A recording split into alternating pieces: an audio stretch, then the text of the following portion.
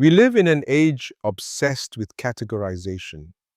We map our DNA, draw lines around our ancestry, and often let those lines become walls of division.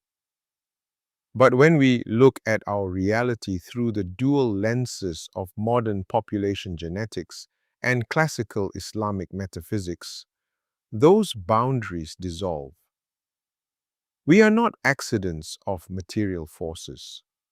We are voyagers, and our bodies, in all their beautiful diverse forms, are not who we are. They are merely the vessels we inhabit for this brief transit through the world. Today, let us explore the journey of return. Genetically, we are 99.9% identical. That remaining fraction of difference, it isn't race. Race is a social construct. It is biogeographical ancestry, the physical archives of our ancestors' survival. Our melanin levels, our respiratory adaptations, our immune responses, these are precisely calibrated to the environments our forebears walked upon. As Imam Ibn Kathir noted, the clay of humanity was gathered from all corners of the earth. Our physical diversity is not an oversight. It is hikmah, divine wisdom. It is a mercy ensuring that wherever the human vessel is placed, it has the biological tools to survive and maintain balance, or mizan. But before these vessels existed, our true reality was established in a realm beyond time. The covenant of Alastu, "Am I not your Lord?" is where every soul stood as an undifferentiated collective. We all gave the same testimony. Bala, yes, we bear witness.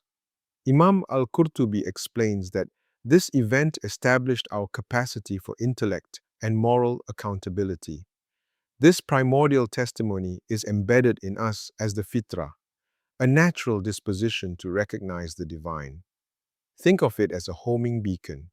No matter how weathered our vessel becomes, this internal tracker is constantly seeking calibration. We are not lost.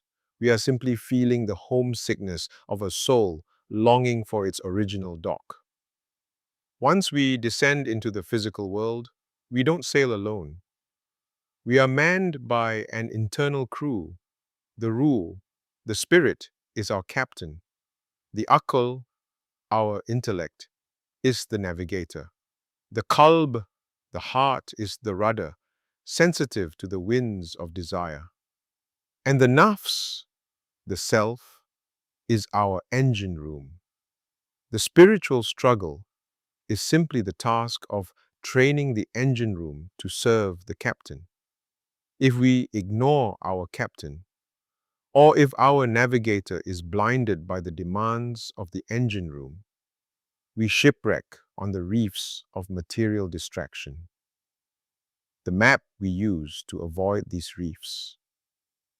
It is the Sharia, the path to the watering hole, providing the sustenance we need to keep sailing. Every voyage reaches its final port of call, the Akhirat. At this shore, the physical vessel is left behind, returning to the dust from which it was adapted.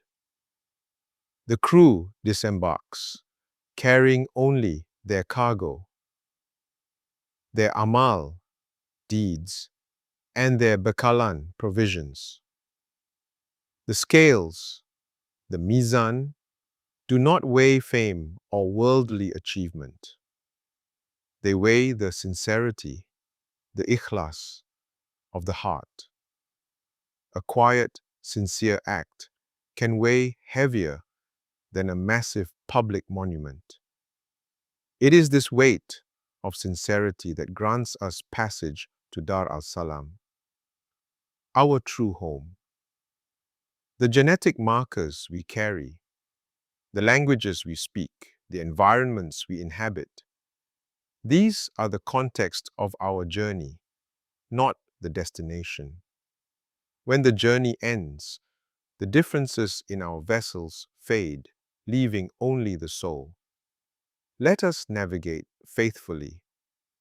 Let us keep our tracker calibrated to that ancient covenant.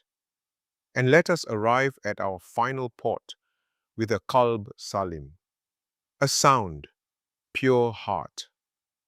I'm Farhad, and this has been the Sovereign Compass.